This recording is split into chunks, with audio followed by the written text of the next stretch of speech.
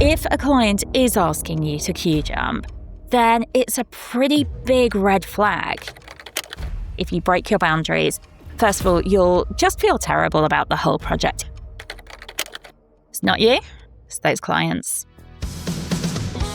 You know that feeling you get where your heart drops when you receive the email from the client and they made some suggestions for the website design? Or when you feel everything's kind of not going as well and you're not sure why? We're here to talk about this today.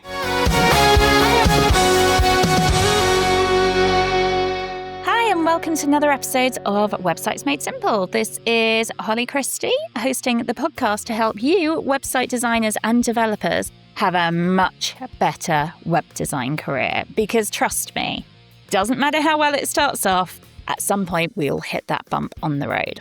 And today we're talking about what happens when the clients decide that they are going to overrule you during the website design process. Because we've all been there. We've all heard just make it look like this, or that doesn't feel quite right, or I have a friend who has mocked up this or that. And it is so incredibly frustrating. But it can also feel quite alienating, particularly if we're in those spaces where we're seeing other people produce project after project, testimonial after testimonial, and it looks like everything is going amazingly for them.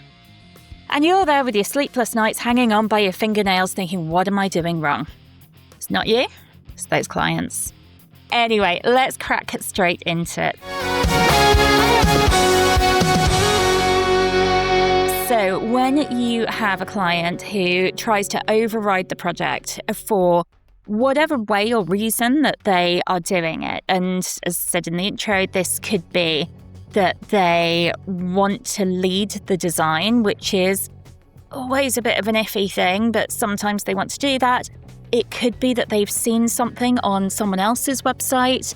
Whatever it is, the first thing that you need to do is work out if what they're trying to override this design and this process about actually aligns with how you work as well. So what I mean by that is I have a really strong we do not rip off other people's work policy. So every design someone gets from my websites is created for them. And whilst we'll all use inspiration of previous designs or other designs or something like that, if someone says to me, could you copy this design? It is an out and out, no, I cannot. It doesn't align with my work. If a client repeatedly comes up with that, saying, I just want it to look like this, we want an exact copy of this, that is the point where we need to offboard that client and to say to them, this isn't working out. This isn't how I work. I have this covered in my terms and conditions. It says, we will not copy other people's work. If you don't have your terms and conditions sorted out, I can help you out with that. Just go along to websitesmadesimple.co.uk and my website designer's contract pack, which is my best-selling product for a reason. It has editable contracts for terms of service, contracts, everything and anything you need for running your web design business. It is here in the web designer's contract pack. Either refer to your own terms of service or get these whipped up very quickly and explain it is immoral and you would be ripping off someone else's work. Someone's already been paid for that. You also do not want to end up in a lawsuit because when your client says copy this, you don't know who owns the copyright to that work. So it's an out and out no. And usually I will say to someone, well, I could produce something similar to that, but it would be produced for you. So it wouldn't be an exact copy. We don't do that at This Demanding Life or Websites Made Simple either.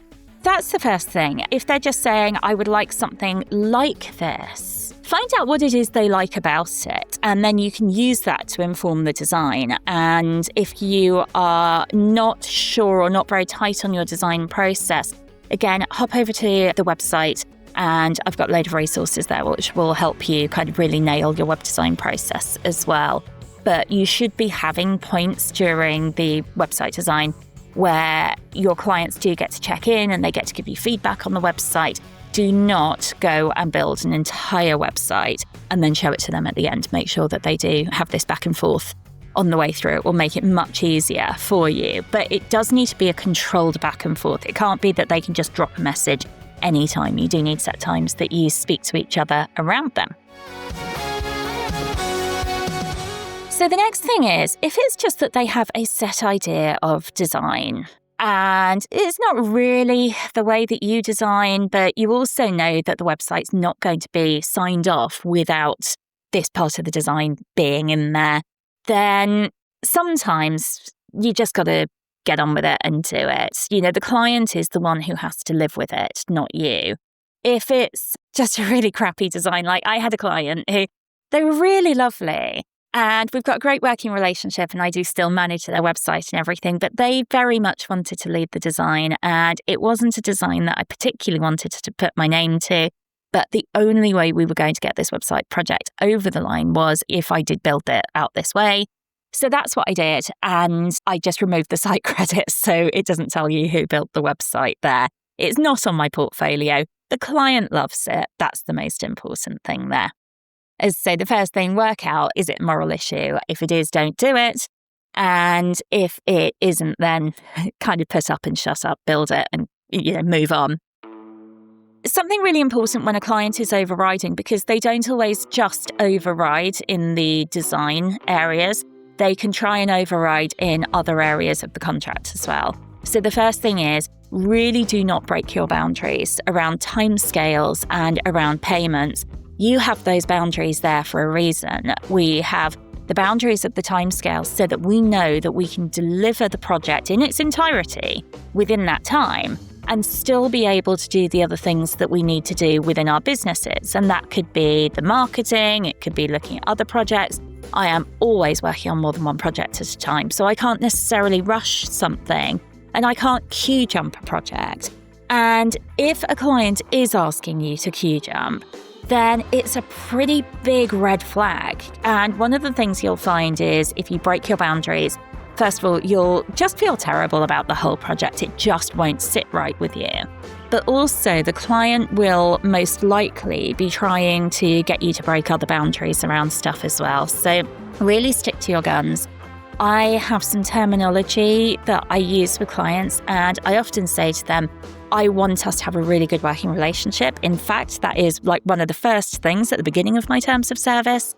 I want us to have a really good relationship. And the way that I can ensure that we do that is if we stick to the process that I've mapped out.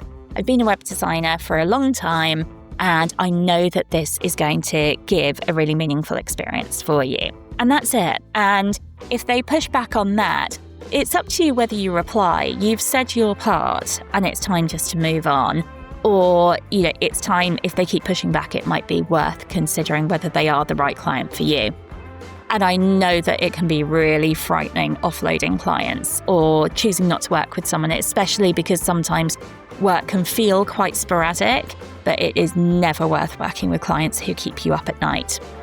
Clients who try to break boundaries around payment, no. It's just, that's a flat out no for me. Because if they've engaged you and they've chosen to prioritize their website build, then whatever comes up next isn't your problem.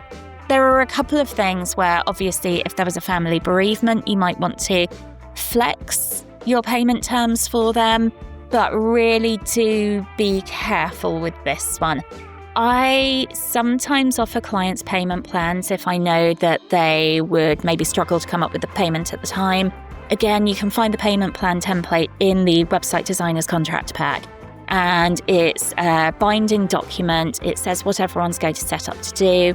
And sometimes I've even had clients who had an unexpected issue. And we said, okay, well, let's extend the payment plan and make the payments a smaller amount until it's paid off. But remember, just as much as they need to organise their business finances, you need to organise yours, and you can't do that if you are flexing on those payment terms. So work out what works for you and then be watertight with your boundaries around them. So if you push back with a client, and particularly when it's design work, but with kind of anything that comes up within the project, make sure you explain your thinking to them. Because often, if it's like a flat out, nope, we're not doing that, bye, that's where people, like developers, can get a really bad reputation, where people say, my developer's been ghosting me, or I can't get an answer for them. And often they've actually had the answer from the developer. The answer's been no, and there's been no explanation around that no. So the client doesn't really understand or compute it, and then they think, oh, the dev's just, kind of ghosting me. And it's not the case at all. I always like to explain why I am doing something and why I'm not going to be doing something as well. And it makes for a much better relationship with the clients, because if you think information is power, and if we give the client that information, it gives them the power there to understand. And when they understand, they usually always end up having a really good relationship with the person who's explaining it to them as well. And I often find that if I am saying no to a client about something and I give my explanation as to why, they accept it really well and we can move forward really well. If they go against your advice, make sure you put it in writing, even if it's just an email outlining the conversation.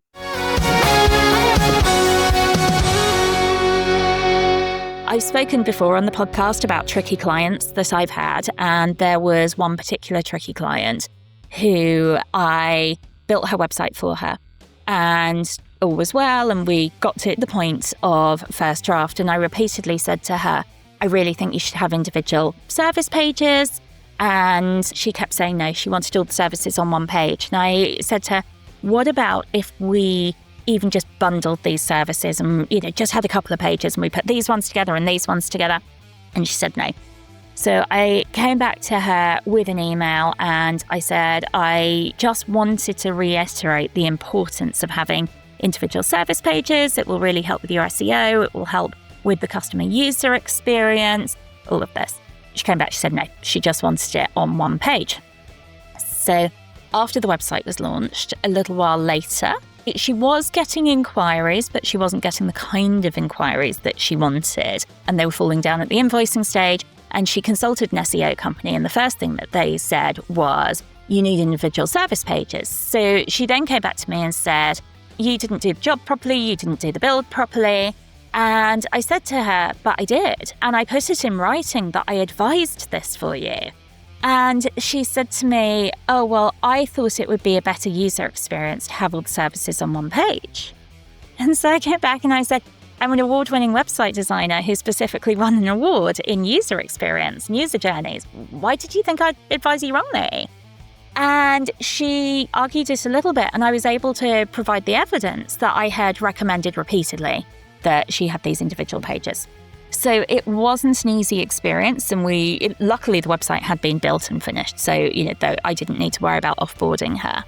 But it was real vital information and experience about saying always put it in writing if you are clashing a little bit on the way forward with the clients.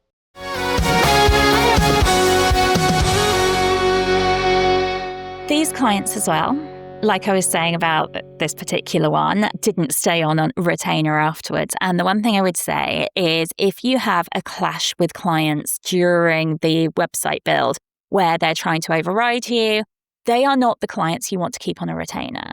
I know that the hard work is in getting the client on board in the first place. I get it. I really, really get it. I promise I did. And then you have them and they spend the money with you and, you build this great website. And so the easiest thing in the world is to say, stay with me, I'll manage your website, it's regular money. That's great. But if you have had issues with them during the build process, I promise you, it is not worth it. The easiest way is just to not offer them a retainer. They can stay on for hosting and maintenance, or they can stay on for maintenance only and self-host it. And there have been a couple of times where I haven't offered that option because the relationship with the client feels like it just hasn't been there. And so at the end, say, please let me know what you'd like to do with hosting if you already have hosting set up, or I can recommend and set you up with your own hosting. And instructions on how to maintain the website will be provided in your website user manual. Or if you'd rather have a professional maintain it for you, I can recommend a couple of people who are great at this. And those people will have a different working relationship with your clients, so you don't need to worry about offboarding someone who's been a bit of a nightmare. And if not, just set them up with their hosting and go on their way. And if they do come back and say, oh, well, I see that you offer this, it is okay to say, it's been great building your website for you. I'm pleased with the results, but I didn't feel like our working experience was that great. And I want you to have a really good working experience with someone. And therefore, I recommend this person. Usually people just don't push back with that. So that is me for this session. I hope you have liked this episode. It feels very honest. We all have had these experiences. I would love to hear from you. I would love to hear your experiences. So do drop over to websitesmadesimple.co.uk and let me know your horror stories of when a client has overridden you. That's all for now. See you next time.